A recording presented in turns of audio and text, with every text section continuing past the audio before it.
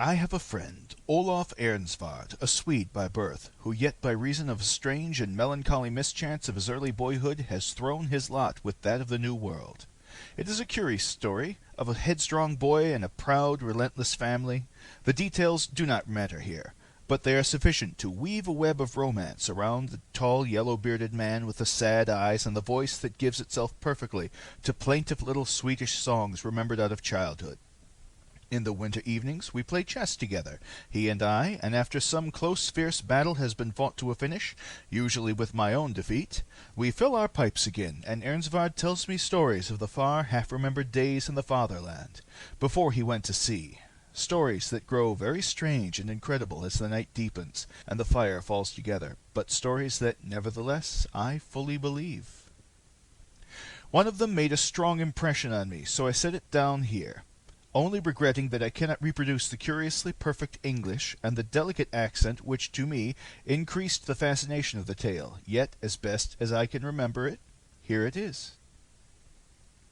I've never told you how Niles and I went over the hills to Hallsberg and how we found the Dead Valley, did I? Well, this is the way it happened.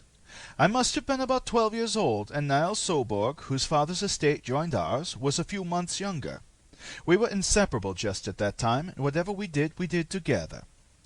Once a week it was market day in Ingleholm, and Niles and I went always there to see the strange sights that the market gathered from all the surrounding country. One day we quite lost our hearts, for an old man from across the Elfborg had brought a little dog to sell, that seemed to us the most beautiful dog in all the world. He was a round, woolly puppy, so funny that Niles and I sat down on the ground and laughed at him until he came and played with us in so jolly a way that we felt there was only one thing really desirable in life, and that was the little dog of the old man from across the hills. But alas, we had not half money enough for wherewithal to buy him, so we were forced to beg the old man not to sell him before the next market day, promising that we would bring the money for him then. He gave us his word, and we ran home very fast and implored our mothers to give us money for the little dog. We got the money, but could not wait for the next market day. Suppose the puppy should be sold? The thought frightened us so that we begged and implored that we might be allowed to go over the hills to Hallsberg, where the old man lived, and get the little dog ourselves. And at last they told us we might go. By starting early in the morning we should reach Hallsberg by 3 o'clock, and it was arranged that we should stay there that night with Niles' aunt, and, leaving by noon the next day, be home again by sunset.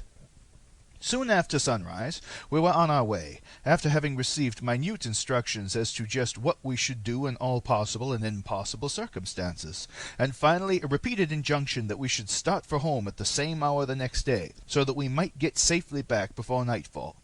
For us it was magnificent sport, and we started off with our rifles, full of the sense of our very great importance.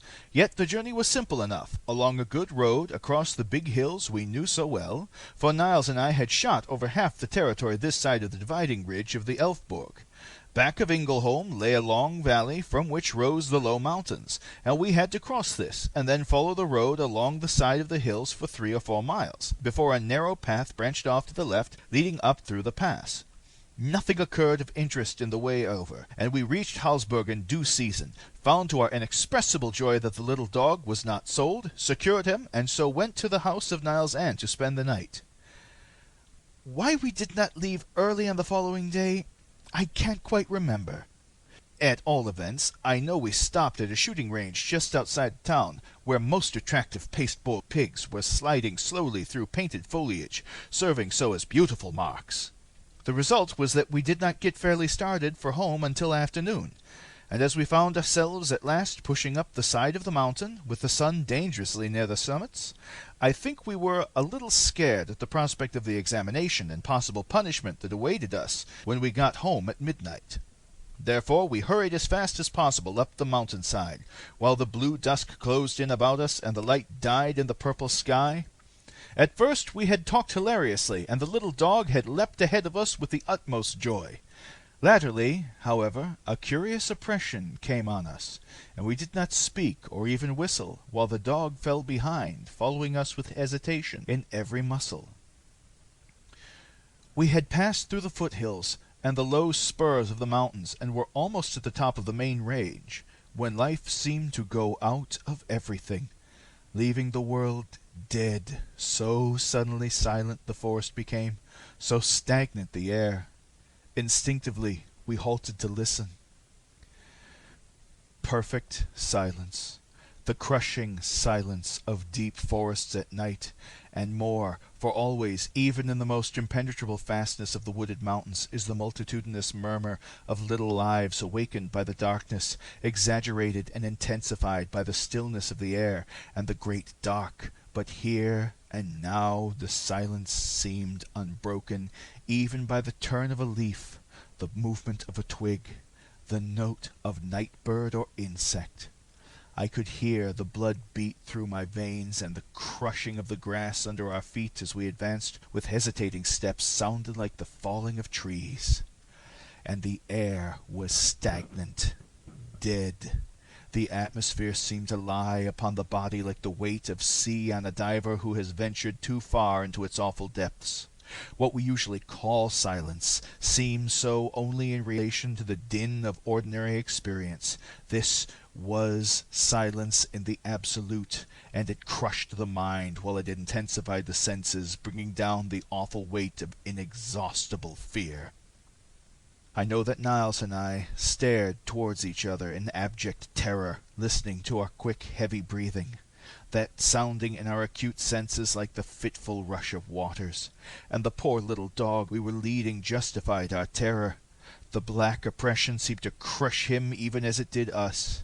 He lay close to the ground, moaning feebly and dragging himself painfully and slowly closer to Niles' feet. I think this exhibition of utter animal fear was the last touch, and must inevitably have blasted our reason, mine anyway. But just then, as we stood quaking on the bounds of madness, came a sound so awful, so ghastly, so horrible, it seemed to rouse us from the dead spell that was on us. In the depths of the silence came a cry, beginning as a low, sorrowful moan, rising to a tremulous shriek, culminating in a yell that seemed to tear the night in sunder and rend the world as by cataclysm. So fearful was it that I could not believe it had actual existence. It passed previous experience, the powers of belief, and for a moment I thought it the result of my own animal terror, a hallucination born of tottering reason. A glance at Niles dispelled this thought in a flash. In the pale light of the high stars, he was the embodiment of all possible human fear, quaking with an ague, his jaw fallen, his tongue out, his eyes protruding like those of a hanged man. Without a word we fled, the panic of fear giving us strength, and together, the little dog caught close in Niles' arm, we sped down the side of the cursed mountains. Anywhere, goal was of no account. We had but one impulse, to get away from that place. So under the black trees and the far white stars that flashed through the still leaves overhead, we leaped down the mountainside, regardless of path or landmark, straight through the tangled underbrush, across mountain streams, through fens and copses, anywhere, so only that our course was downward. How long we ran thus, I have no idea. But by and by the forest fell behind, and we found ourselves among the foothills, and fell exhausted on the dry, short grass, panting like tired dogs. It was lighter here in the open, and presently we looked around to see where we were, and how we were to strike out in order to find the path that would lead home. We looked in vain for a familiar sign. Behind us rose the great wall of black forest on the flank of the mountain. Before us lay the undulating mounds of low foothills unbroken by trees or rocks, and beyond only the fall of black sky bright with multitudinous stars that turned its velvet depths to a luminous gray. As I remember, we did not speak to each other once. The terror was too heavy on us for that. But by and by we rose simultaneously and started out across the hills. Still the same silence, the same dead, motionless air, the air that was at once sultry and chilling. A heavy heat struck through with an icy chill that felt almost like the burning of frozen steel. Still carrying the helpless dog, Niles pressed on through the hills, and I followed close behind. At last, in front of us, rose a slope of moor touching the white stars. We climbed it wearily, reaching the top, and found ourselves gazing down into a great smooth valley filled halfway to the brim with what? As far as the eye could see stretched a level plain of ashy white, faintly phosphorescent, a sea of velvet fog that lay like motionless water, or rather like a floor of alabaster, so dense did it appear, so seemingly capable of sustaining weight. If it were possible, I think that sea of dead white mist struck even greater terror in my soul than the heavy silence or the deadly cry. So ominous was it, so utterly unreal, so phantasmal, so impossible, as it lay there like a dead ocean under the steady stars. Yet through that mist we must go. There seemed no other way home, and, shattered with abject fear, mad with the one desire to get back, we started down the slopes to where the sea of milky mist ceased, sharp and distinct, around the stems of the rough grass. I put one foot into the ghostly fog. A chill, as of death, struck through me, stopping my heart, and I threw myself backwards on the slope. At that instant came again the shriek, close, close, right in our ears, in ourselves, and far out across that damnable sea I saw the cold fog lift like a waterspout and toss itself high in writhing convolutions towards the sky. The stars began to grow dim as the thick vapor swept across them, and in the growing dark I saw a great, watery moon lift itself slowly above the palpitating sea, vast and vague in the gathering mist.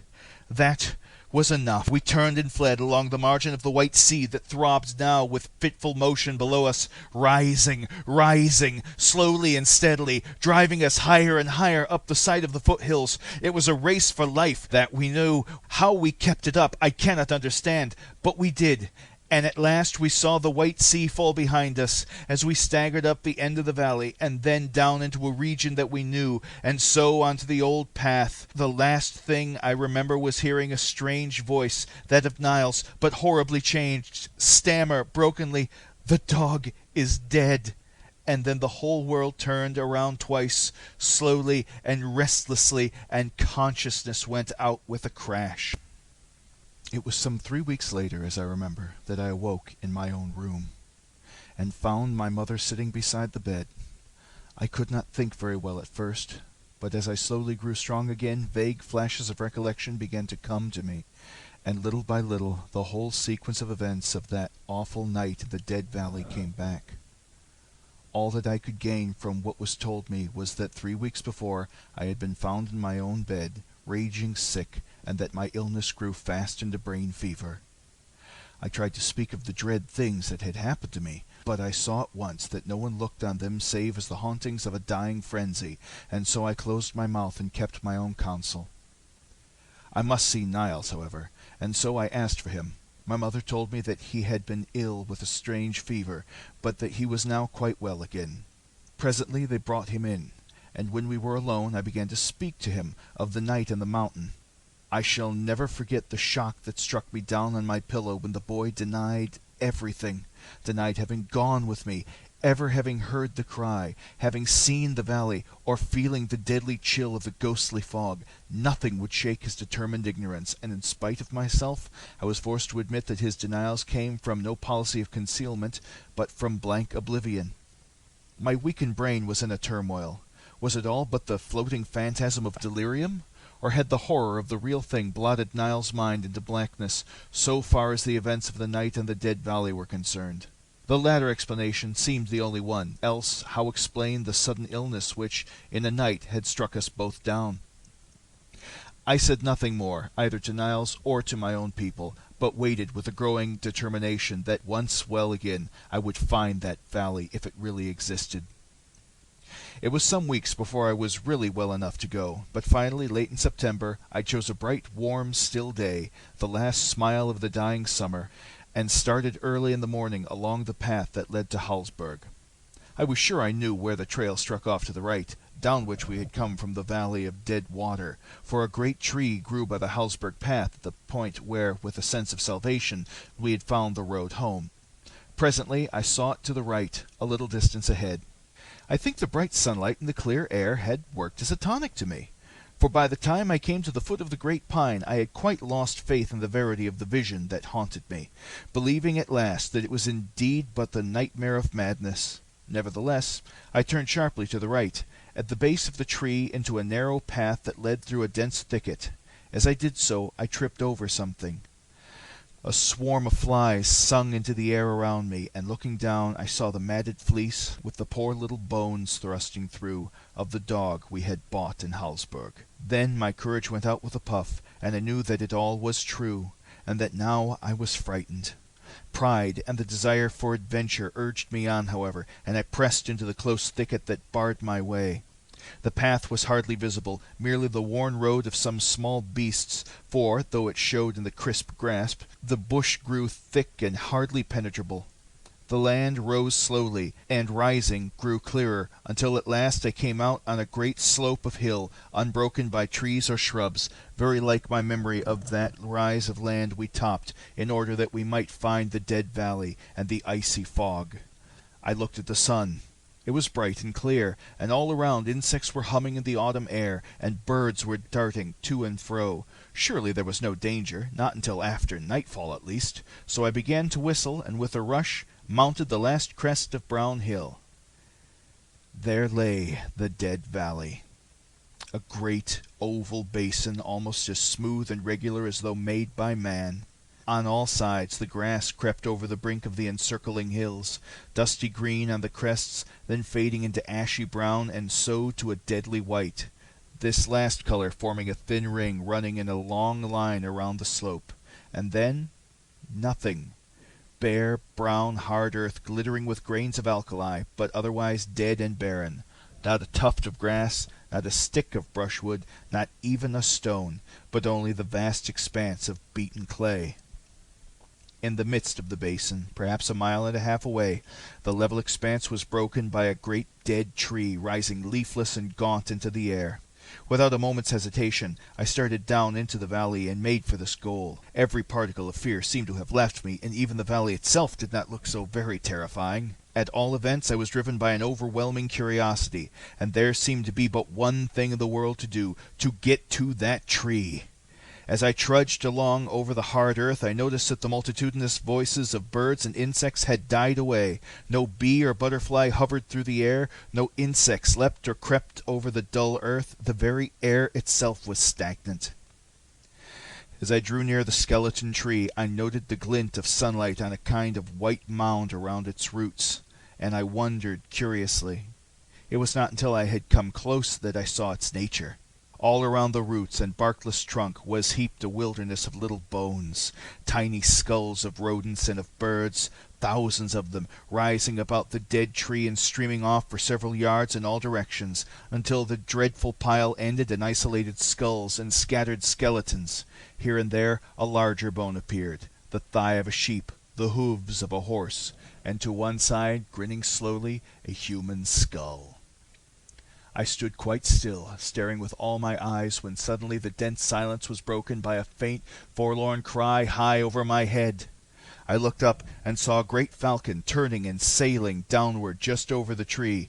In a moment more she fell motionless on the bleaching bones. Horror struck me, and I rushed for home, my brain whirling, a strange numbness growing in me. I ran steadily on and on. At last I glanced up. Where was the rise of the hill?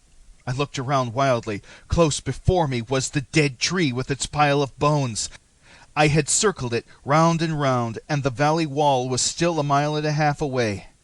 I stood there, dazed and frozen. The sun was sinking, red and dull, towards the line of hills in the east. The dark was growing fast. Was there still time? Time? It was not time that I wanted, it was will. My feet seemed clogged as in a nightmare. I could hardly drag them over the barren earth, and then I felt the slow chill creeping through me. I looked down. Out of the earth a thin mist was rising, collecting in little pools that grew ever larger, until they joined here and there, their currents swirling slowly like thin blue smoke. The western hills halved the copper sun. When it was dark, I should hear the shriek again, and then I should die. I knew that, and with every remaining atom of will, I staggered towards the red west through the writhing mist that crept clammily along my ankles, retarding my steps.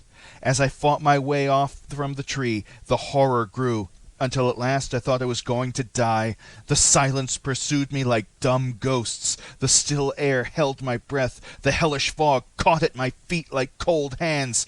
But I won, though not a moment too soon. As I crawled on my hands and knees up the brown slope, I heard, far away and high in the air, the cry that already had almost bereft me of reason. It was faint and vague, but unmistakable in its horrible intensity. I glanced behind. The fog was dense and pallid, heaving undulatingly up the brown slope. The sky was gold under the setting sun, but below was the ashy gray of death. I stood for a moment on the brink of this sea of hell, and then leapt down the slope. The sunset opened before me, the night closed behind, and as I crawled home, weak and tired, darkness shut down in the dead valley.